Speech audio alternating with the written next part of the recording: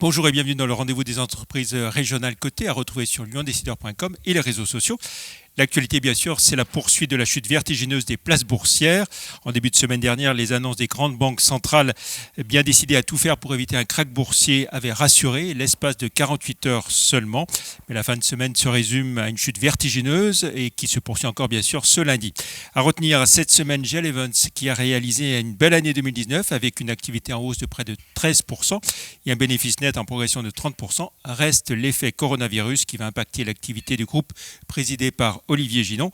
Le secteur de l'événementiel et des salons est l'un des plus touchés. À 16,60 €, l'action recule de plus de 30% depuis le 1er janvier, de quelques 15% depuis un an et de 2,4% sur 5 ans. Notre invité aujourd'hui, c'est Jacques Mottard, le PDG de Sword Group, avec des résultats en hausse également et un niveau de rentabilité toujours très élevé. Avant de détailler tout cela, peut-être rappel de votre activité. Bonjour Jacques Mottard. Bonjour.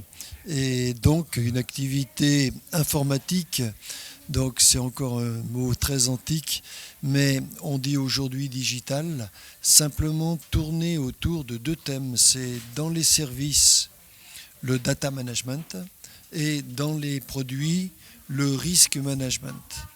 Voilà, vous faites de la gestion de données, clairement, et beaucoup pour des grands comptes, on va le dire. Voilà, j'aurais pu vous abreuver d'acronymes style Big Data, mais je me plais à dire gestion de données. Voilà, au moins on comprend.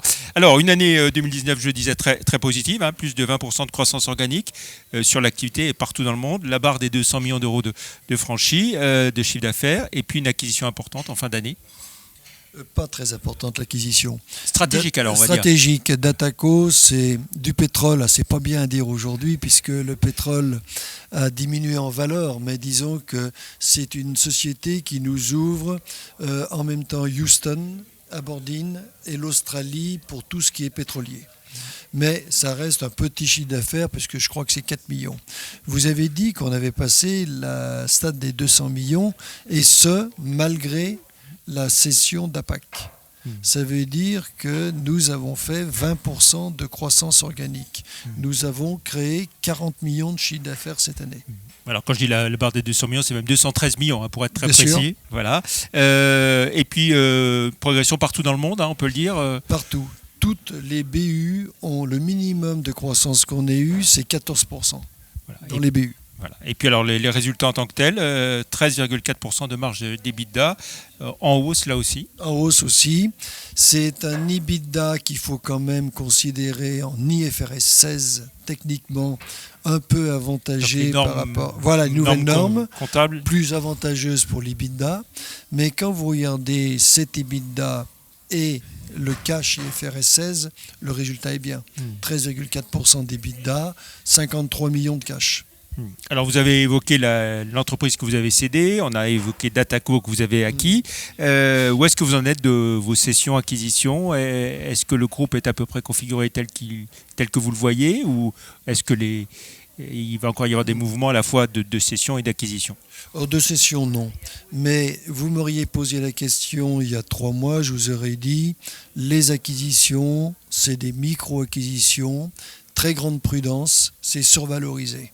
Maintenant, avec la crise actuelle, il n'est pas évident que dans 3 mois, nous ayons des valorisations correctes pour acquérir. Et donc repartir. Et repartir.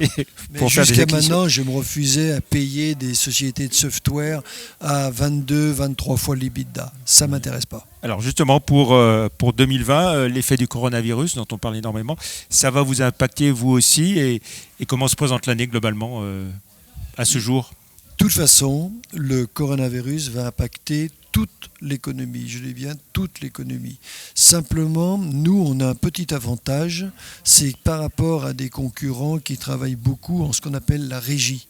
Vous déléguez du personnel. Nous, on travaille au forfait. Ça veut dire qu'on a des gros carnets de commandes et on travaille de chez nous. C'est un avantage et je pense qu'on sera impacté, mais moins que la concurrence. Et vous développez beaucoup alors le télétravail d'ores et déjà? Écoutez, je ne crois pas au télétravail. Donc c'est très simple, ce n'est pas notre ADN, mais nous serons civiques. Si si le gouvernement nous dit le télétravail est utile contre le coronavirus, nous serons les premiers à le mettre en place. Mais je ne crois pas à un travail solitaire de chez soi, je crois à un travail d'équipe. Encore des développements importants à Lyon. Vous allez encore acquérir un nouveau bâtiment à Saint-Didier-au-Mont-d'Or. Encore un nouveau bâtiment. L'extension se poursuit. Et l'extension se poursuit. On va recruter pas loin de 100 personnes à Lyon cette année. Donc c'est vraiment la croissance interne a quelque chose de magique, c'est que ça vous oblige à croître au niveau staff. Et ça, on embauche des jeunes, c'est de la dynamisme. Une centaine de recrutements ici à Lyon. Et partout dans le monde, c'est combien? 400, 450. 450. Net, ça veut dire qu'il faut recruter 600 personnes. Très bien. Pour finir, on jette un œil à votre parcours en bourse. Alors, ça bouge beaucoup. On va dire qu'en fin de semaine, vous étiez à 31,35 €. Ce qui veut dire que sur un an, il y a une baisse de 6%. Sur 5 ans, on est encore sur une progression de plus de 51,5%. Et en rajoutant les dividendes, ça veut dire qu'il n'y a pas de baisse. D'accord. Alors, les dividendes, ils vont être de quel ordre? 1,8, mais il n'y a pas longtemps, nous avons distribué 3,8. Et quand vous regardez tout ça, il y a... Euros par action. Vous redistribuez quelle part de votre bénéfice Nous redistribuons à peu près 60% du cash net collecté. Très bien. Opérationnel. Merci beaucoup, Jacques Mottard, PDG de Sword Group, d'être venu dans Bourse et Valeurs. Très Merci. bonne semaine. Merci, au revoir. Bonne semaine.